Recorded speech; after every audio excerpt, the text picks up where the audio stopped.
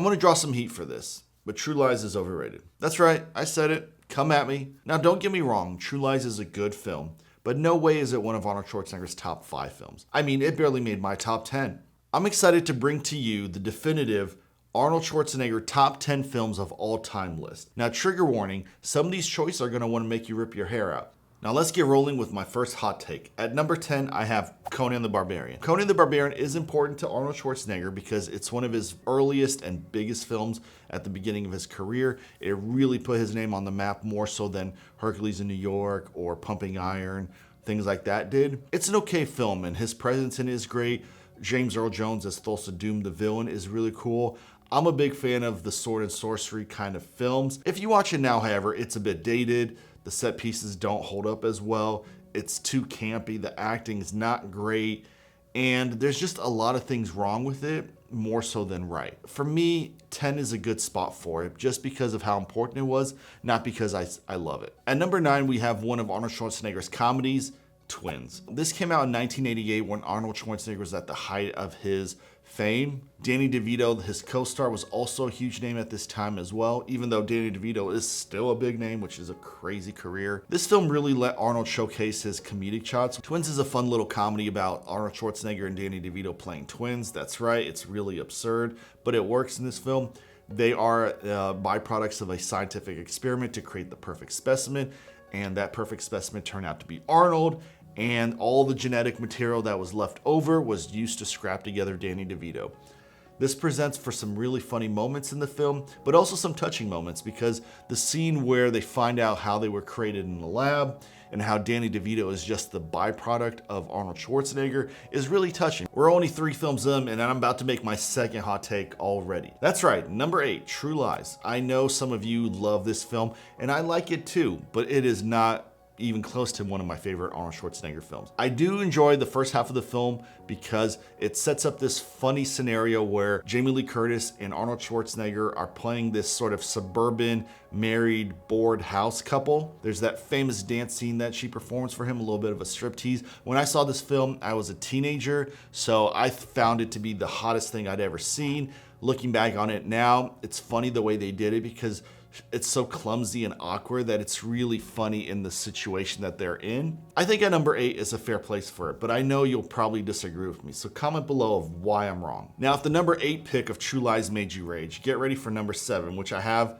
Raw Deal. Now, you may be thinking I'm absolutely insane to have Raw Deal ahead of True Lies, but hear me out. I think Raw Deal is one of his most overlooked films because it's not as serious as Terminator, maybe Predator, some other films, and it's not as completely goofy as Commando or some of his straight up comedies. It falls right in the middle there. It doesn't really know what it is, but it has some absolutely amazing set pieces in it. The quarry shootout where he's driving around in a car in a quarry and there's all this construction equipment is great, but the scene that really sticks out for me is actually there's a 2 to 3 minute sequence somewhere in the middle of the film where it's just Arnold in a hotel room prepping to go to battle, and all he's doing is just prepping guns and checking guns and putting clips in them and racking them and putting them in this suitcase.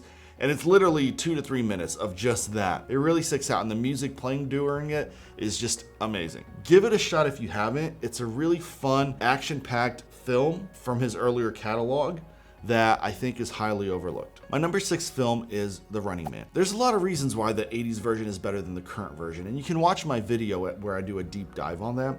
But basically it boils down to the 80s version had a lot more character to it. The hunters weren't just generic bad guys. They all had personalities. They all had themes. They all had characters such as Pyro, the Dynamo. Like, it was just a fun, silly movie. Richard Dawson playing a version of himself because he was hosting Family Feud and now he's hosting this fight to the death game show. It just sort of worked in a meta sort of way. I don't know if you knew this, but that film actually inspired American Gladiators, for real, which is a crazy thing to think about. So at number 6, for just 80s fun action, we have The Running Man. So now we're getting into the big dogs, the top 5.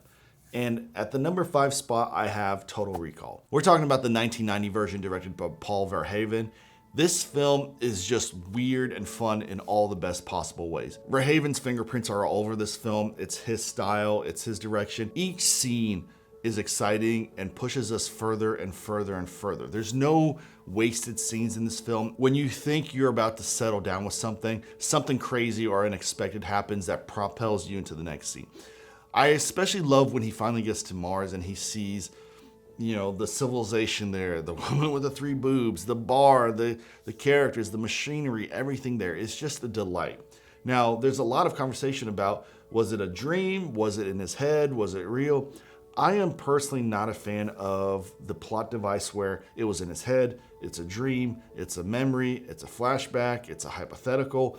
I don't like that kind of stuff. So I'm just gonna assume it's real. It's a gloriously weird, fun, early 90s movie. We're starting to get into the heavy hitters, and you probably know what's coming, right?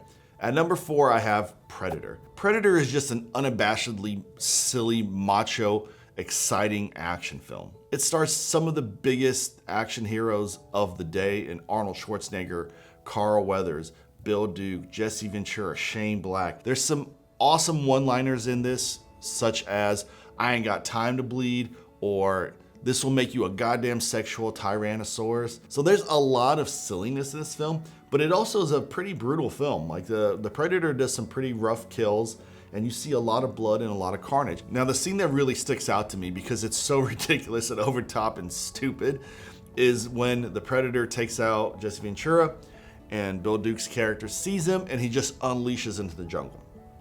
Predator's already gone ages ago, and he keeps shooting and shooting and shooting, and then all his friends come and they just start shooting. So basically they spend like a minute and a half just shooting the jungle, nothing there, just wasting all of their ammo for no reason whatsoever. And they're just blasting the hell out of the jungle. I found that hilarious because it's so ridiculous. How much ammo do they have? Do they ever reload? They're just going balls to the wall. I love that. And of course, the dope ass handshake, okay? Come on, that was so cool. So I got a bit of a hot take at number 3. I have the first Terminator. I've seen this film probably 10 plus times. I love everything about it. I love the look of it. It's more gritty. It's more low budget. It feels like a slasher film because that's basically what it is. He's basically Michael Myers or Jason or anyone who kind of just keeps coming at you and trying to kill you. I think this is the film that really put Schwarzenegger on the map. I know Conan came before, but this was the one that really made him a blockbuster action movie leading franchise guy. And Terminator still holds up well. There's a few scenes that don't translate well because of the budget constraints and the time, but overall this film still looks pretty damn good and it's still very accessible. There's some dark, brutal moments, and the scenes that really stick out to me are the tech noir scene where Arnold's character goes in and just mows down all these people trying to get to Sarah Connor. And then of course, the best scene of the whole film is the police shootout. It is brutal, it's insane, it's intense. It's just an awesome scene. The whole film is great. There's no reason for me to tell you to check it out. I'm sure all of you have seen it, but that's why I have it at number 3. Now, if I haven't lost you already, I think my number 2 pick of Arnold Schwarzenegger's top 10 films of all time is gonna push you right over the edge. And it shouldn't come as any surprise because I'm wearing the damn shirt, okay? At number 2, I have Commando. Now, I know, you're screaming at the screen right now, but hear me out. I think the problem a lot of people have with Commando is they go into it thinking it's a straight up action film. Don't do that. Go into it thinking if it's a comedy first and an action film second, because that's what it is. There's so many amazing one-liners in it where he kills the guy on the plane and he's like, "Don't bother my friend, he's dead tired." There's a scene where he's holding the guy over the ledge, telling him he's not gonna let him go if he tells him the info. Guy gives him the info and he's like, "Hey Benny, remember? I lied." And he just drops it. It's so stupid. There's a scene where he is with the flight attendant going into her car to follow one of the guys who kidnapped his daughter. And he goes to her car and it's this little convertible thing. He rips out the passenger seat for some reason and gets in. And it's never really talked about or explained. But as he's driving, his damn head's poking out of the top of the car anyway. And she's also like 6 cars behind the dude. He just basically ripped out her seat for no reason. Like, what are you doing?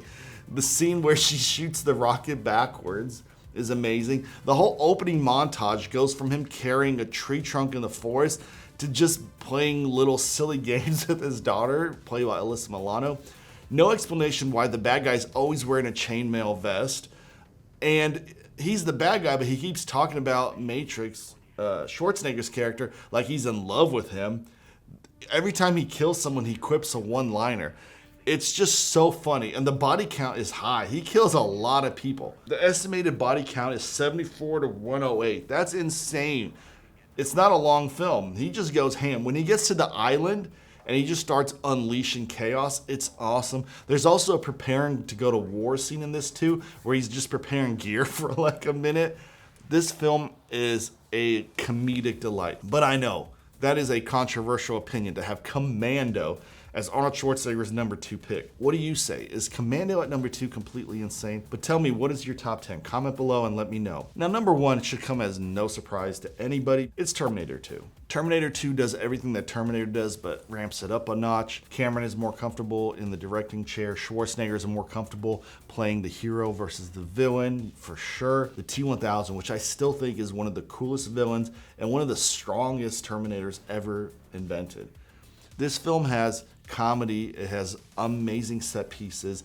The whole chase through the river in LA where he's on his little bike and T-1000 is chasing him in a semi is amazing. The escape from the mental asylum is great. Now, I think Sarah Connor from Terminator 1 to Terminator 2 is one of the greatest sort of character progressions, character arcs in cinema. She goes from this like nobody, this weakling, to this badass, awesome woman who is powerful, capable. And when we talk about female action heroes, she has to be one of the top 2 or 3 ever in this history of cinema.